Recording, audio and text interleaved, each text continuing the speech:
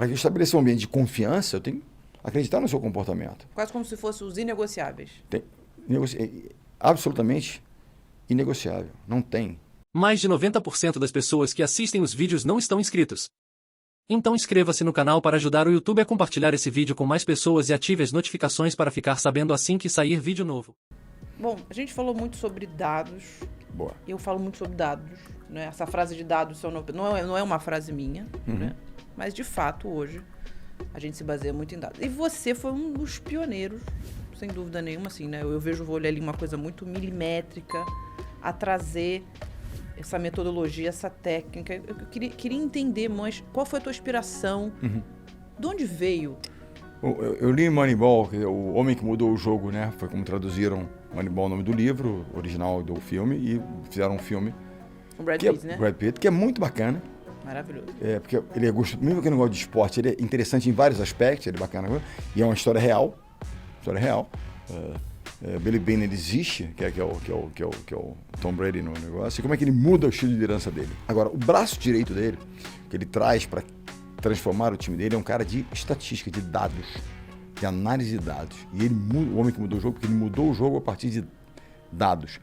Os olheiros são aquelas pessoas que escolhem por sensibilidade e tal. Eles veem assim, não, aquele cara tem autoconfiança muito baixa. Por quê? A namorada dele é feia. Né? Assim, é claro que foi estereotipado, mas a brincadeira é assim, esse cara não dá coisa dessa natureza. Então, assim, já ter esse tipo de informação para você tomar decisões importantes, não ter dados. Acho que os dados têm que vir acompanhados de uma observação daquilo que eu chamo de intangíveis. Que os dados não revelam tudo. Então, tem coisas que são intangíveis. Você tem que estar... É de percepção, é de dia a dia. Mas o Moneyball ele traz, além dessa questão de dados, uma mudança a partir da compreensão de como os dados são fundamentais, são tão importantes, da forma de liderar do manager, do Billy Beane, que é o Tom Brady. Ele se aproxima dos jogadores, se conecta, ele leva dados, informações e tal, que ele não fazia. Ele não viajava com o time, ele não fazia uma série de coisas, ele começa a mudar. E isso gera a condição ao time de ter uma performance inigualável, um time que não tinha muito talento, orçamento pequeno, fez a série mais longeva de vitórias, sem derrotas, né? O Oakland A's, que era o time dele. Mas lá atrás, desde garoto, eu sempre achei esporte e tal, aos Estados Unidos, no esporte não futebol, né? É o maior tal. E os livros que eu lia tinham a ver com futebol americano, que tem dados para burro, beisebol, basquete. Como os americanos são ligados nisso? Tudo tem dados, tudo tem números, tudo tem estatísticas. Então, como é que eu posso usar isso, né? É isso que eu queria saber. Como é que você usa Boa. isso? Usou antes, durante e depois? Tá, então a gente estuda os adversários tem um batalhão de jogos do adversário, a gente vai tentar encontrar o quê? Os padrões dele. Como é que o meu concorrente ele se comporta nessa situação? Exatamente isso. Mas, no detalhe, quem é a figura central? É o levantador, é o cara que é o distribuidor das bolas, tá? Uau. As jogadas saem a partir dali. Quais são as características desse levantador? Eu tento dissecar esse levantador. Característica de comportamento, técnica? De tudo. Mas principalmente técnica e tomada de decisão. Mas comportamento também. Por exemplo, o último ponto da Olimpíada do Rio de Janeiro, o último ponto. Olha só, dados no último ponto. O Wallace estava no saque, eu troquei a rede lá. O Wallace é no oposto nosso. Em vez de ele dar um saque forte, bomba, numa viagem forte, ele flutua um saque numa posição que eu pedi que ele fizesse. Eu dei a direção para que ele sacar. E aí o passe não vem muito bom da Itália. O levantador da Itália, na época, era muito jovem. A Itália foi campeão do mundo recentemente. É esse levantador. Já tem alguma experiência hoje, uma boa experiência hoje. Estamos falando de 6 anos depois. Era muito jovem.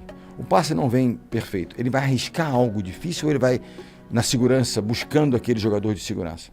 Eu apostei o quê? Quando eu falo de comportamento, eu apostei que ele fosse na segurança. Pelo comportamento dele, de ser mais jovem, ou aqui, não dá para eu arriscar nesse momento, que a responsabilidade é minha. Eu vou passar para alguém que tem responsabilidade. E nós então sufocamos aquele cara, porque nós fomos nessa opção. Então, comportamental. Estatisticamente, dados me mostram que nessa situação ele joga mais assim ou mais assado. Então, tudo é estatística. Ele recepciona melhor, recepciona pior? Em que posição é? Se ele recebe essa bola, que tipo de ataque ele faz ou não faz? Então você vai tentando o quê? Eu antecipo a partir de dados que eu recebi. E o que eu faço, que eu tenho um filho, durante o jogo eu tenho um... Por quê?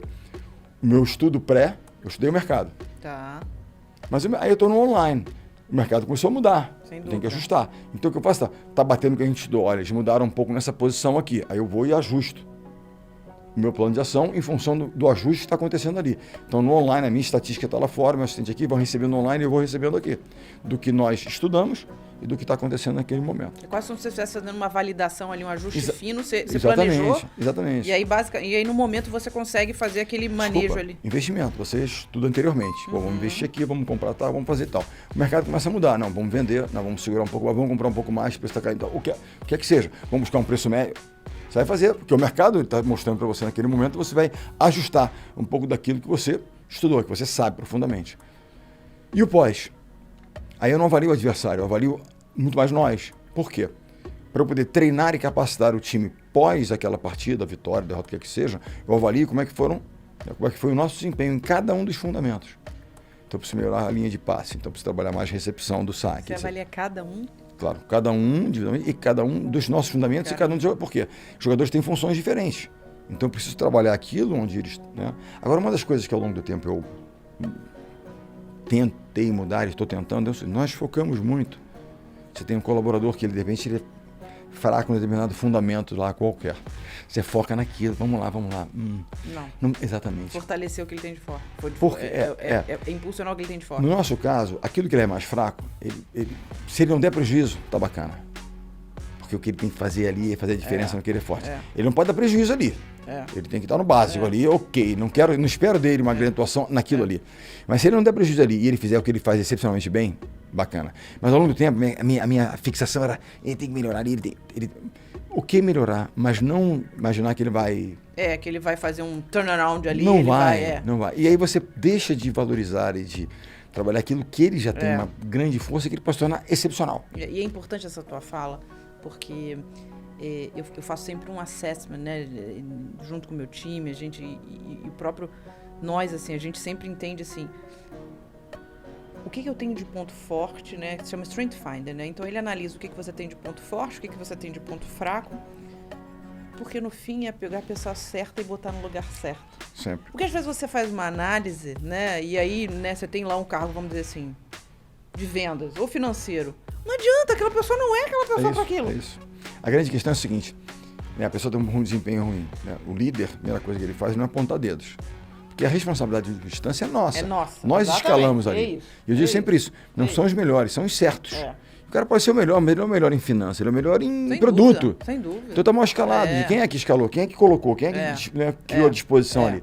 Então acho que isso é fundamental. E outra coisa, não é só do ponto de vista de hard skill, de capacidade técnica, financeira, ou produto, ou vendas, mas é principalmente de soft skills, de valores, tal. Porque acontece o seguinte, se não houver alinhamento, não tem. Qual é o primeiro fato assim para uma sociedade dar errado? Briga de sócios. Desalinhamento de sócios. Sim. Qual é a chance desse negócio dar certo? Não tem. Não tem. Quando não é mais um time, pode ter muito talento. Se não joga como um time, a nossa cultura, eu estabelecia na seleção, eu entendia como uma empresa. Com experiência, isso aqui é uma empresa. Nós temos metas, nós temos processo, nós temos planejamento. Objetivo. Total, tá lá. Né? E nós temos, né, valores. Primeiro, desenho e integridade. Para que eu estabeleça um ambiente de confiança, eu tenho que acreditar no seu comportamento. Quase como se fossem os inegociáveis. Absolutamente inegociável. Não tem.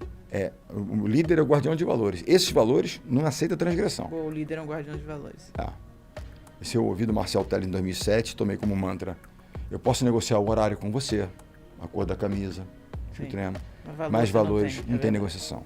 O segundo pilar da nossa cultura é time por primeiro. Team First Attitude, um livro bacana, pessoal lê. O treinador de $1 trilhão, $1 Trillion Coach. O treinador de $1 trilhão. Gente, eu tô quase aqui pegando um caderno que eu tô vendo tanto que você tá fazendo isso. Olha lá, ali. Não, leia. Juro, eu tô aqui tão assim, eu tô precisando. Ainda bem que estamos gravando. Porque é a história de um cara chamado Bill Campbell. Ele foi coach de N mega. Não é ele que escreve, são o ex-presidente, o ex-CEO de Google, Alphabet, chamado Eric Schmidt, que escreve junto com outros ex-mega hiper blaster executivos, que foram mentorados por esse senhor chamado Bill Campbell. Né?